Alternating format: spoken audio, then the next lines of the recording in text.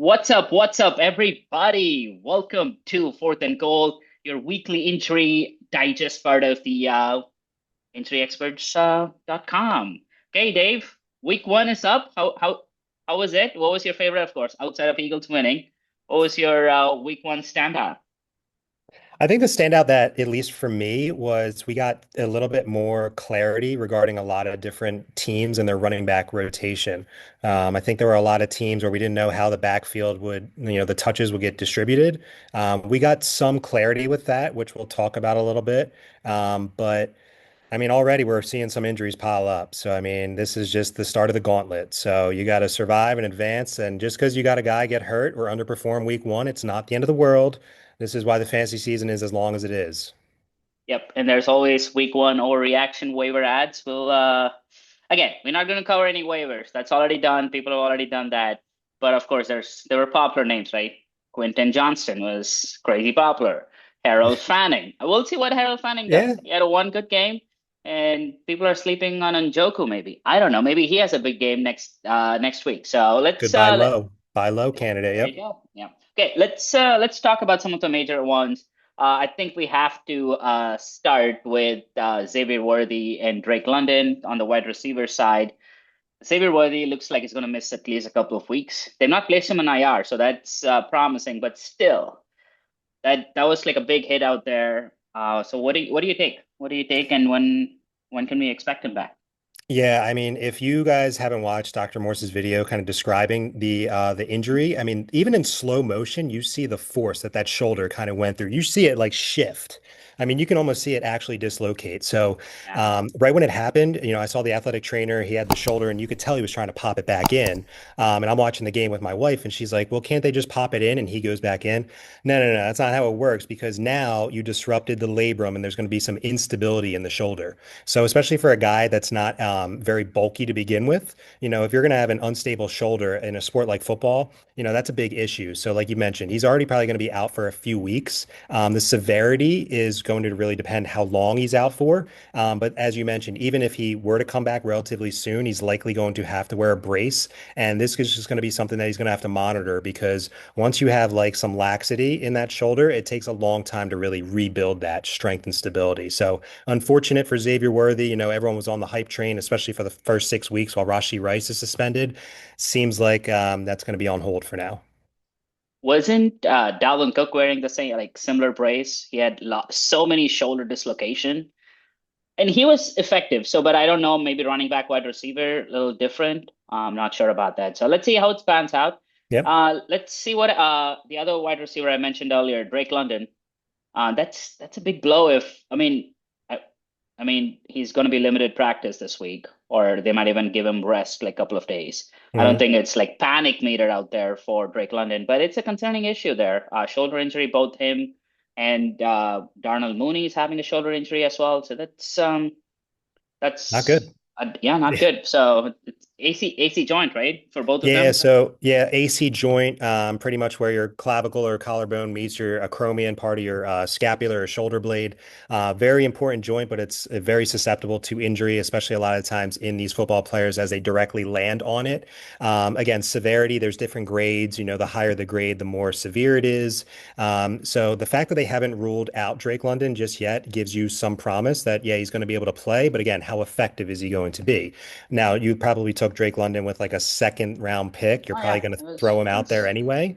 yeah. The good news, like you mentioned, it seems like Darnell Mooney's trending more in the right direction. Like he's going to be back. He had a limited But practice today, but yeah, I think he'll be so I fine. mean, again, these AC joints, they're uncomfortable. And think about like, especially if Drake London has to go up and get a pass, reaching overhead, it's going to be uncomfortable for a period of time. So he might still play, but how effective is he going to be? We don't really know. It's going to be interesting. Before we talk about the crazy injury team in the Bay Area, I do want to like give some good news for all our folks out there playing fantasy football. So Devon Achane is out of the injury report, Dave. No more injuries, not even mentioned. Full practice today, and I think I mean, he had a good week one, so no more injury concerns. But even with that, I have to give a pause. Like he's always like kind of like injury prone in a way. I mean, like Yeah. last season, he came back, finished the year amazing, right? So that's why he was consensus round two pick, even after all the injury scares. But this is like a positive news for everyone who had faith in Achan. So hopefully he like keeps up. Hopefully he doesn't get injured. And a big bummer for everyone who drafted Ollie Gordon. So it's yeah, there you go. Uh, that's interesting. So that's like a promising news for the Dolphins and all the fantasy owners for HM. Yeah, I think the Dolphins needed some good news this week after that shellacking that they took to Daniel Jones and the Indianapolis Colts this past weekend. Achane was one of their lone bright spots. That shit tells me, I guess, the calf strain was pretty mild, maybe like a grade one. So completely off the injury report. That's great. But like you mentioned, he has kind of a lengthier injury history, especially when it is dealing with these soft tissue injuries, your hamstring strains, your quad strains, your calf strains. Especially with a player as explosive as he is, you're a little bit more susceptible, and he's not the biggest guy in the world. But that doesn't always mean everything. Darren Sproles had a long career mainly because he was so small and he avoided getting hit. As he sees a guy coming, he's going to the ground. Maybe Achane needs to adapt his style a little bit to be able to last a little bit longer, but it definitely seems like the Dolphins are going to lean on Achane because who knows what's going on with Tua. He didn't look great. So I think the Dolphins are definitely going to lean more on Achane. Props to you if you kind of stuck with him. I handcuffed Ollie Gordon. I'm going to be stubborn and leave him on my bench just in case, because you know how it always goes. The week you drop Yeah, him, Achane's going to pull a hammy or something. He'll be yeah. out for a couple weeks, and I lose out on Ollie Gordon. So if you have Ollie Gordon and you have the space to hold him, I would probably advise that. But if you say, no, I need someone else on the waiver wire ASAP to cover maybe George Kittle or something like that, I can't blame you for dropping him. Yeah, it's going to be interesting. And just like a side on a tangent, I think the other running back who had all the love over the draft season had a big ding on week one was Caleb Johnson. And I felt bad. I mean, like I know a lot of people are dropping him, but we'll see. We'll see what What do you get, happens. like one carry? Yeah, he had one carry and -1 yard, so it's just hilarious. I Like, mean, Jalen Warren's got the extension. Kenneth Gainwell, I mean, they gave him money. yeah, but again, this happens every year. Yeah. Every year, week one overreactions on fantasy. I mean, like there are some hits, right? Puka was same. Like you picked him up, amazing rest of the year. But there are also like so many like one hit wonders. So we'll see what happens. Yep. Okay, let's go to the most injury prone team in the NFL, the San Francisco 49ers. I just feel bad, dude. Like Brock Purdy had a crazy like contract extension. People expected him to have amazing numbers on fantasy as well as, of course, the team. Kittle's on IR. Juwan Jennings, we don't know what injury it is. He did not practice today. We don't know what exact injury is. They did like a scan claim in clear, and he's day to day. I feel bad for the 49ers. CMC looks good, cleared, not on To the the injury moon. report. Yeah, Yeah. not on the injury report. But again, CMC and kind of fall in the same bracket. Like you need to be aware that anything can happen with those guys. Yeah, I mean CMC, I mean if you're a CMC owner, you're feeling pretty good right now. I mean he had the most amount of touches for running backs in week one, but again, you kind of hold your breath because he does have a lengthier history. As you mentioned, Jawan Jennings, I think it's still the shoulder, but they Yeah, did but CT, they did MRI, they did X-ray, so they covered all imaging, and they can't figure out what's going on. So clearly yeah. he's still symptomatic and having pain, but you don't really know if I don't know. I would hate to say that, he's kind of, I don't want to say he's milking it for the contract or anything, but who knows? I mean, they restructured his contract. He's fine with contract. They give him $3 or $4 million Oh, that's right, with guaranteed. incentives. Yeah, yeah. Yeah, yeah, So, he's good. He's good on that end. I mean, that's something that's a little bit more of a mystery. And, as a physical therapist, when I have a mystery in front of me, I mean, you're going to try to solve it, but you're really like, hey, we're doing everything we can. We just don't really know what's going on. Um, Brock Purdy, the good news is that it's his non-throwing shoulder. So if anything, No, I that think the biggest issue is not the shoulder. Is Turf Toe great too? So he's not going to play potential. He's not going to play week two. Yeah, so it was right when I saw that it was shoulder and toe. I was like, ooh, multiple body parts. That's not great. I think Kyle Shanahan said actually today it's going to be like a long shot if he were to play. So Yeah, CMC, fire him up. Kittle was playing great, had a touchdown, 4 catches. But again, he's got, some soft tissue injuries. I was on the George Kittle hype train pretty hard. I thought, he would be great early season. And he was on that track. Unfortunately, these injuries happen. And if anything, come Sunday, this is going to be all CMC train full speed ahead. But like we mentioned last week, something's got to change out there in San Fran, whether No, it's the no. way they're training, the way they're practicing, because this happens year after year. Every time, every player, it's just frustrating year over year. We'll see. I mean, Vegas line started at -7, and now it's down to -3. Ooh, So that's huge. That's a that's a huge swing. huge, yeah, that's a huge switch. So it's going to be interesting. So let's see. But again, it's just unfortunate for the 49ers. And I feel bad for Kyle Shanahan, dude. Like he just can't get a break. And they just signed a new kicker too. So let's see how. I mean, they need a good kicker Yeah. because now I think they're going to rely more on field goals, Yeah. right? If unless Mac Jones is like the next upcoming written off QB, so it's going to be pretty interesting. Dave, I'm going to run through some of the other injuries which popped up today. Nothing crazy, but I think something to at least people should know about these injuries, what's Yep. happening. Wandale Robinson had a good week one. He did not play. He has an ankle injury, but I think that's like he'll be back tomorrow. Doesn't seem serious.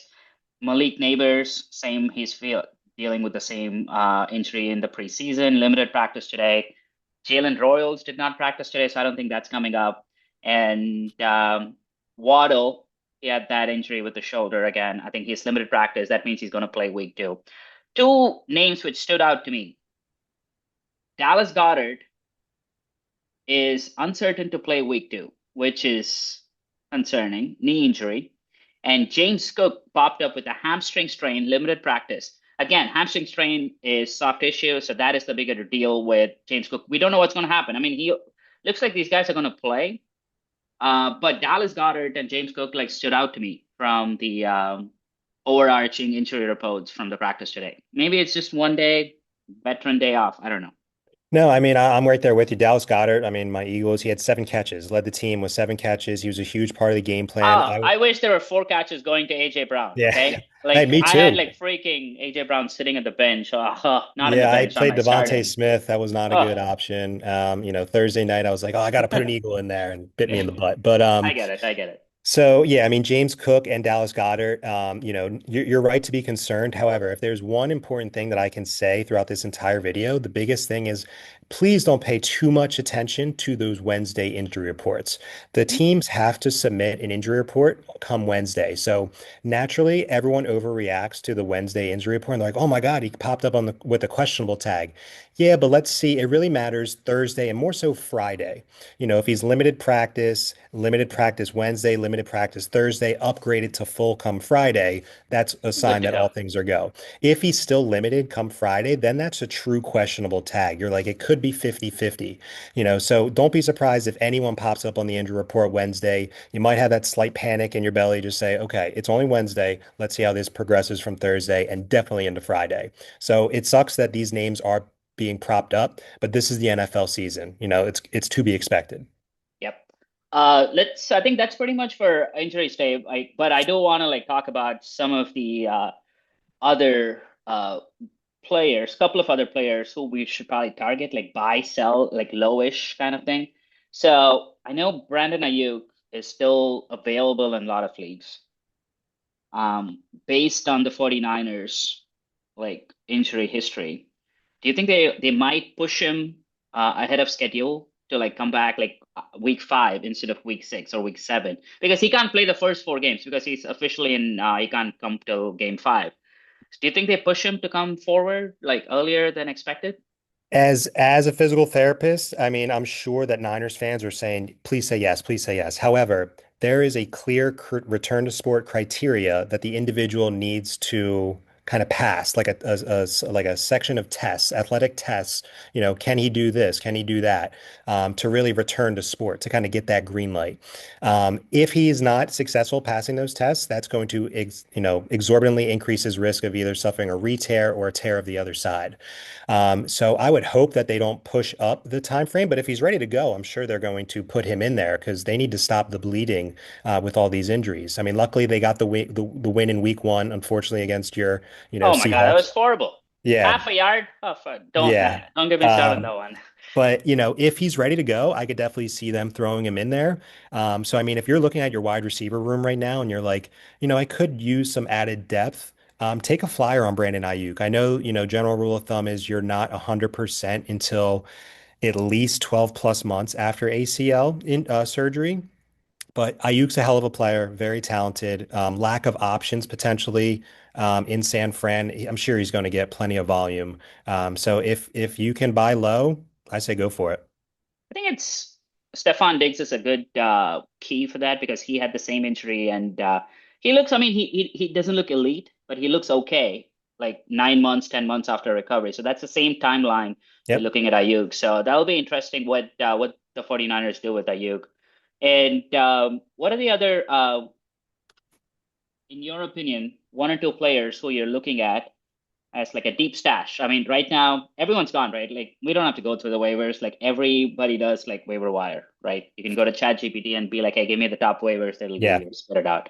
So just like based on injuries and like the situations, for example, this is just my thought. Dolphins looks tricky there. So so what are your thoughts? Like what are your names? Like some of the names you can think of. Yeah, I mean, I'm kind of there with you. I think we're on the same wavelength with the Dolphins, like Malik Washington.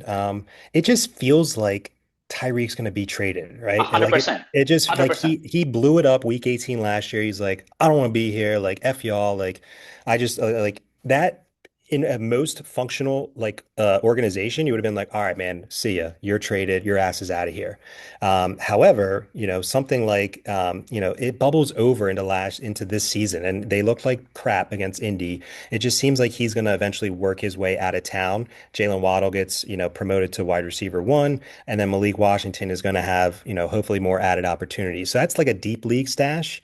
Um, some other guys that I'm kind of looking at here. I mean, even someone like, if you're looking for like a deep stash for running back, Steelers, Kenneth Gainwell, maybe. I mean, What about DJ Spears? He's an IR, right? A lot of yeah, people didn't draft him. He's still available in like a lot of leagues. I Is think. he would that be a good ad? Yeah, I mean, we covered his high ankle sprain in depth, but the fact they put him on IR shows that hey, we need you healthy for the mid-season, end of the season.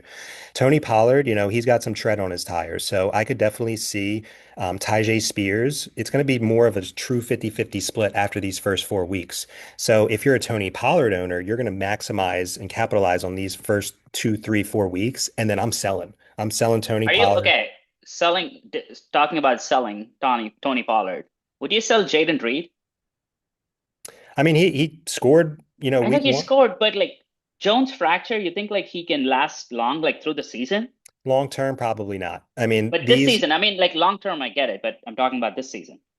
yeah, I mean, that's what I'm sorry. When I'm saying long term, I mean like multiple weeks. I mean, even like I'm talking about like 4 plus weeks out from now, like a month or two. So, Jayden Reed, especially like, don't forget Christian Watson's working his way back from ACL injury He got too. a contract extension today. He did. So will he be back this year? We don't know.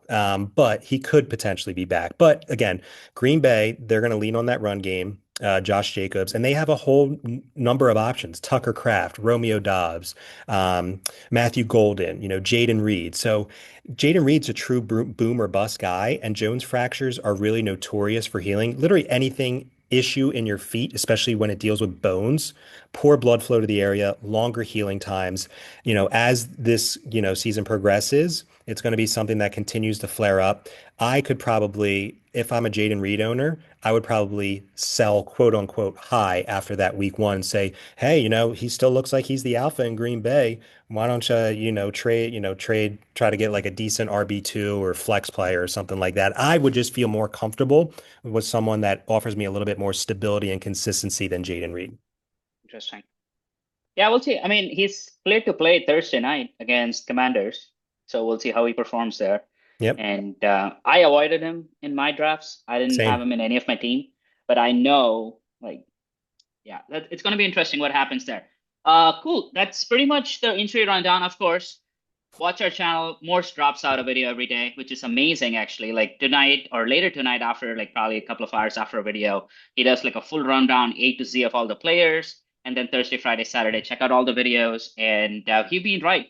He predicted George Kittle is going to go to IR literally right after the injury. So do follow the channel, and we will see you guys next week. Thanks, Dave. Yep. See you guys.